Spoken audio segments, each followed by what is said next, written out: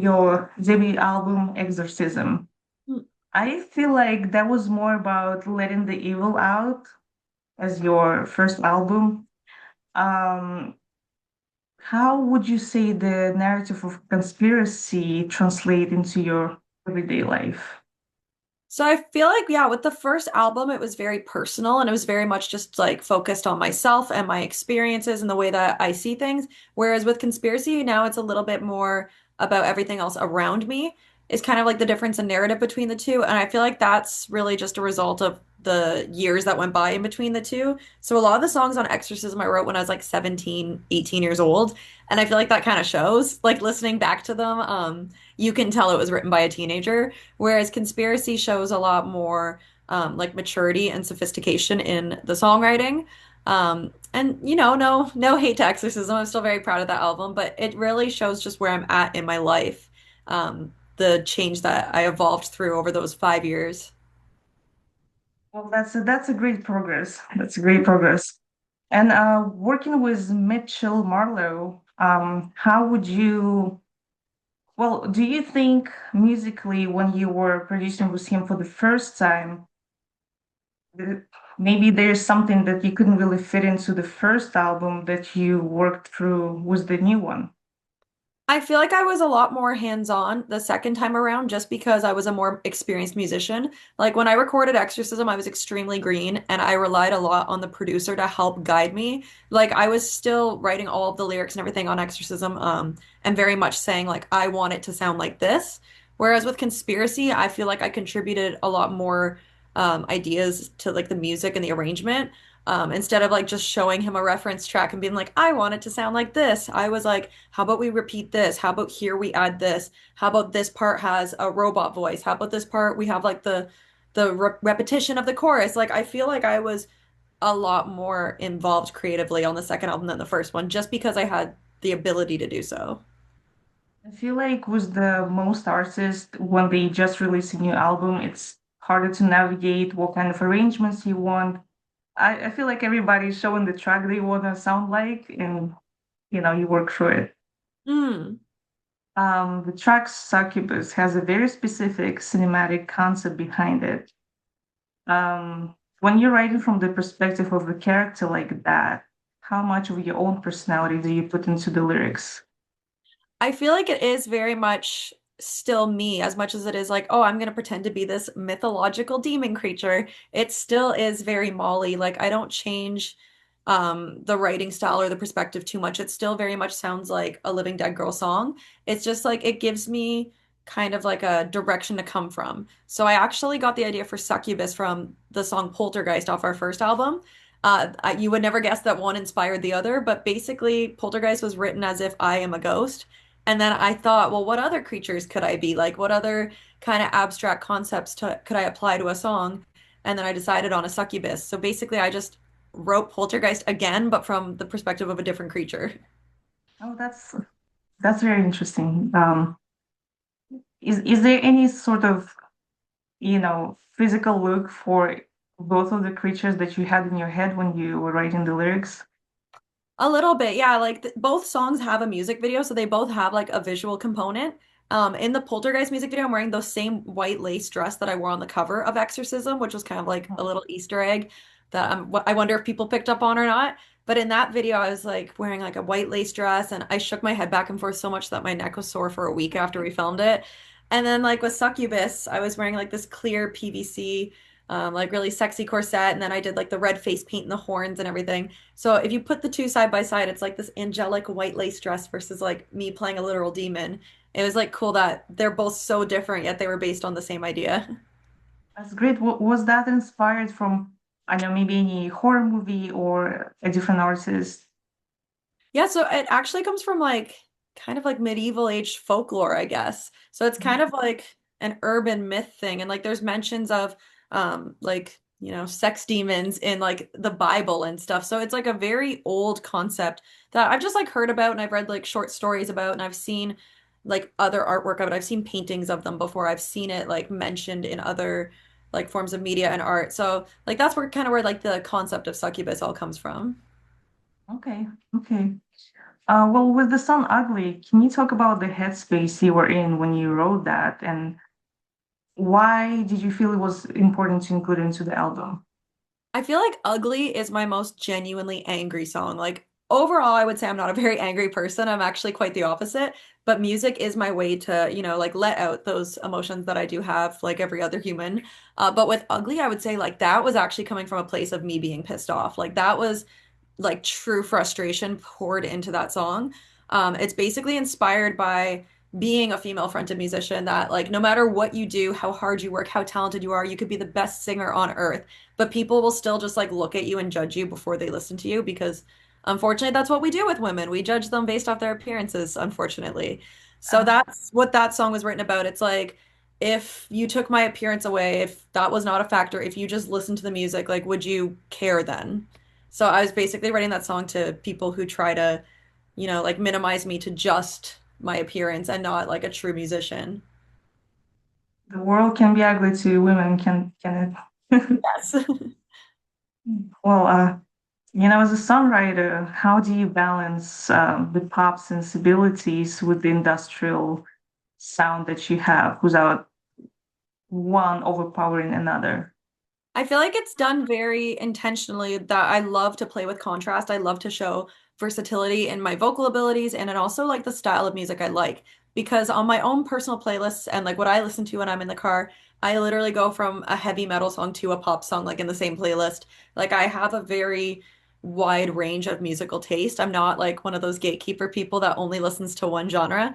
So I feel like when it comes to creating my own music, I like to play with influences from everywhere from all the different things that I enjoy. And in some songs, I definitely will be like, okay, this is a heavy song. Like Brainwashed, we're gonna just go heavy. There's not even any clean vocals in that song. There originally was, but we actually took them out and just put the screams in because I wanted it to be just heavy. And then like with Wild and Free, that's pretty much just an electronic dancey kind of song with a guitar riff in it. So I feel like there is kind of like a time and place depending on the song where I do naturally gravitate towards one side or the other.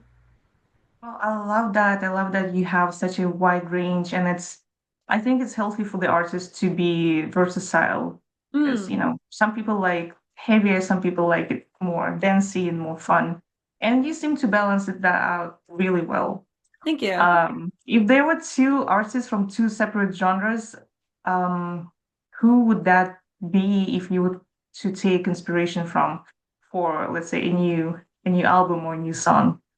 So on my like pop punk, pop rock sense of like musical enjoyment and influence, I would say Avril Lavigne is my main influence.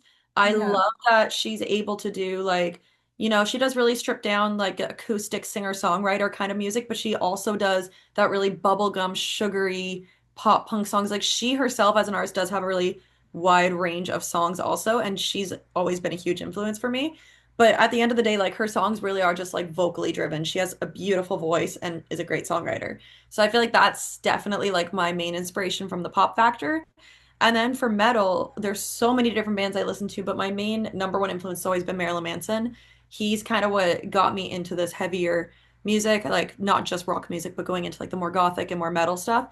And he also really inspires me visually because he is really what got me into playing with makeup in the first place. When I was like 10 years old, I really got into makeup and I started wearing like hot pink eyeshadow with like black eyeliner beside it because I was watching like the Antichrist Superstar era videos when I was like 10 or 11 years old and started trying to recreate the makeup from it. So he really also got me into like the visual aspect of music as well. I was going to say your makeup really resembles Marilyn Manson. It's beautiful. He does play a lot with the blue and red. And I Yeah, see you have a this is Marilyn very Manson golden age of behind. grotesque. Yes. Yeah. And I've got yeah, his book right there. Um, that actually kind of blended into my next question because you are from Ontario, from a small town, and just like I will live in. So being away from like the major music scene, let's say, how did that inspire you overall to become a musician? Were you looking up to Avril Lavigne? Were there any other influences that brought you where you are? Yeah, I feel like Avril was always like a really good role model for me in that she was born in a very similar place to me, like only a few hours away in a fellow small town in Ontario. So she kind of like told me, okay, you don't have to be like born in Los Angeles and very connected in the music scene from birth to become a successful musician. Like you can come from, the middle of nowhere in Canada and still have a chance at creating like a lasting impression on people and becoming a musician. So I feel like she was a really good role model in that sense. But it was kind of hard growing up because I didn't have much of a music scene. Like to go to shows, you had to be 19 years old is the drinking age in Canada. So like I couldn't go to bars and listen to music when I was 15, except I got a fake ID then, so I could go to shows. I feel like I'm allowed to say that now that I'm an adult. And then by the time I was old enough, like we had like the COVID lockdowns and then I just moved to the States. So I feel like I really didn't have much of a music scene like growing up as a teenager. I was always just sitting alone in my bedroom writing lyrics instead. Or perhaps the absence of the environment really fuels your, desire to be out there. Hmm. Yeah, it's like you're not surrounded by fellow musicians and everyone else. Like the inspiration just comes from yourself then. Exactly. Well, let's talk about your vocal evolution. And, as you move between different genres, how do you, well, technically approach and maintain this range, during the heavy touring cycle? Is there So any sort of routine? yeah, so I feel like ever since I worked with my vocal coach, Jamie Vendera, I've gotten a lot better at understanding my voice and how to properly treat it. He kind of helped get me in the right mindset of it, where he tells me, like, basically, you have to work out the muscles of your throat the same way you don't just go to the gym and lift the heaviest weight you can lift and then be really sore the next day and never lift a weight again. You have to like train every single day and slowly see progress and work the muscles. And same with like running. Like you don't just go outside and run 10 miles. You got to start slow. You got to build up to that. So he told me to like really treat my vocal cords as like the muscles that they are and work them out and exercise them and stretch them. So I actually have a calendar like on the wall behind me that I write every single day after I do my vocal exercises so I can have a visual to tell me, "Oh, I accidentally missed one day." Then I feel really bad that there's a blank square. So I'm really good at like keeping myself accountable about practicing every single day, which is not something I was doing before I worked with him. And I feel like since I've started doing that, you can tell like my I don't lose my voice on tour. I don't, like cancel shows because I can't talk. Like that's literally not happening for Living Dead Girl because he got me into such like a strict routine of taking care of my voice. That's amazing. That's just like with anything else in life, you have to train and dedicate daily time to be as great as you are. Thank you. Well, do you think nowadays in the music industry, women should be more hands-on during the creative process? I know, comparing to the male musicians. Do you think there's should be more hands-on requirement from female artists like yourself? I feel like women in music have become like a lot more mainstream or a lot more prevalent in the last few years, which is amazing to see. Like with artists like Spirit Box and with Poppy being like really in the mainstream, it's kind of shown everybody like, okay, like a female fronted metal band is just as good as a male fronted metal band. I feel like they've really paved the way for a lot more up and coming female artists like myself. And we definitely are seeing like, more women like in the mainstream music, like performing at the Grammys, like Spirit Box did and everything. So I feel like it's definitely come a long way, but we could still like improve it. Mhm. I feel like with the male artists, they are more on the bro side with the producers, and they more trusting in the process because I don't know, there's not much of a creative input and requirement from their side. Like Whereas women for have to the fight to be heard more. We have to be like more aggressive. exactly, yeah. Well, what do you think is the biggest misconception of the women in the heavy music industry? I feel like women have to prove ourselves more. Like when people hear the word female fronted metal band, they might already have kind of a stigma or an opinion on it before they've even heard it. Whereas nobody even uses the words male fronted metal band. Like that's not a thing anybody says. Like people will just give a regular male fronted metal band a chance. Whereas when they hear female front, a lot of people seem kind of like turned off of it almost, and they have to hear it to decide that they like it. Or people will make an assumption like, oh yeah, that girl can't scream just by looking at you. And then once they hear it, they're like, oh, okay, she can. So I feel like there is definitely like, a bit of a bias where people have an opinion on women before they've even heard us.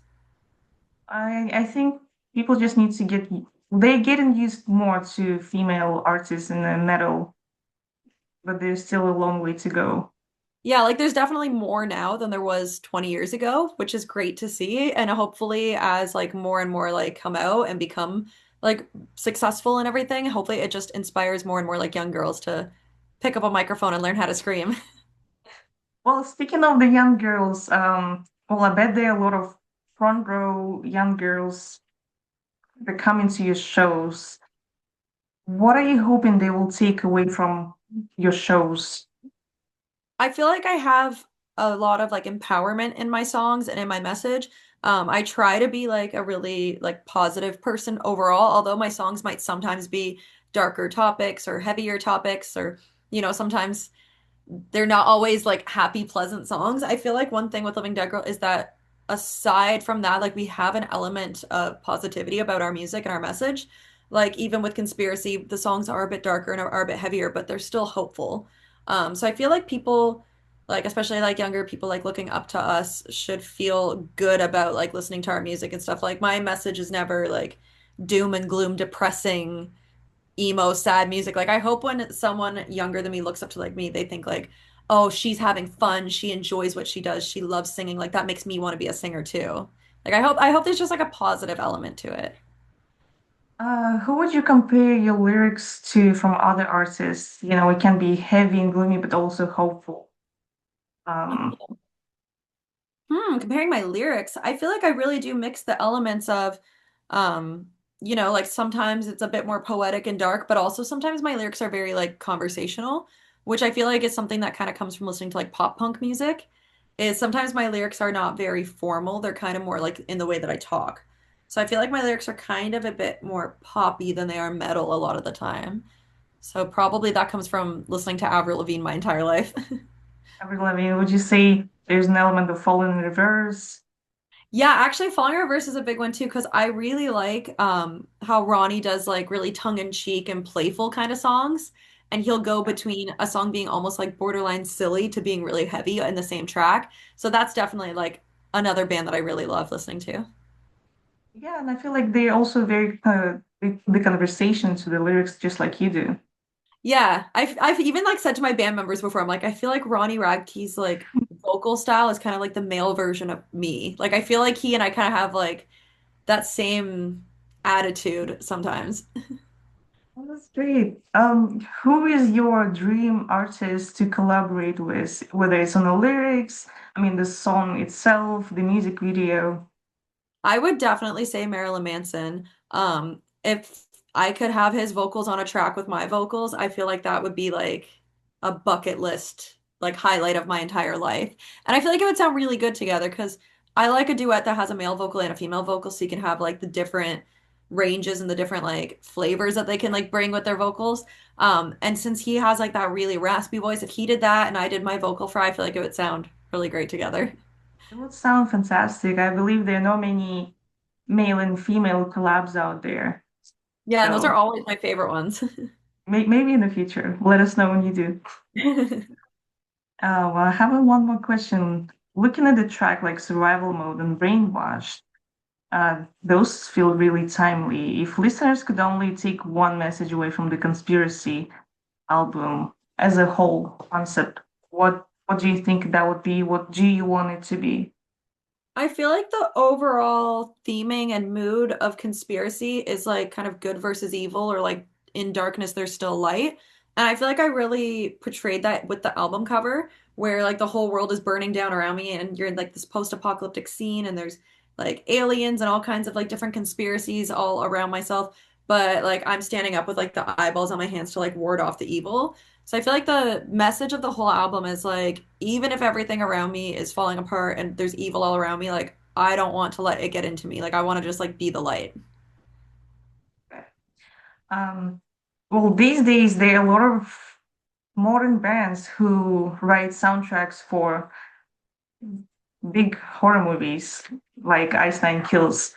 If you were to write the soundtrack to any horror movie, past or new, which one would that be? Oh, I feel like I would probably do better with like a paranormal movie than like a slasher film. Because I feel like if I could go like the kind of route of like Poltergeist and Succubus and that kind of industrial, sexy kind of song, that could be like really cool for like something like The Conjuring or like Paranormal Activity, something like about demons and ghosts. Or do you want it to be more sexy or mysterious or Like angry? I like that like industrial, like gothic kind of Nine Inch Nails inspired sound. I feel like that would be really cool with a horror movie. Oh, that would be dope. That would be really cool. Yeah. Um, what is your one message to the readers of Velvet Noir? One message. Me That's too. that's a great question. Uh, I don't know. I'm like trying to think of just one main thing. I mean, my message is please listen to Living Dead Girl. Yeah. Come see us on tour. If you want to listen to like very empowering, fun, upbeat, female-fronted metal, come check us out. Any upcoming Florida shows that we should come to? Yeah, so I don't have any in Miami, but I do have some Florida dates in June. We're doing Pensacola, Jacksonville, Winter Park, and Bradenton in June, supporting the Bunny the Bear. Windsor Park is the closest. We'll be there. Sounds good.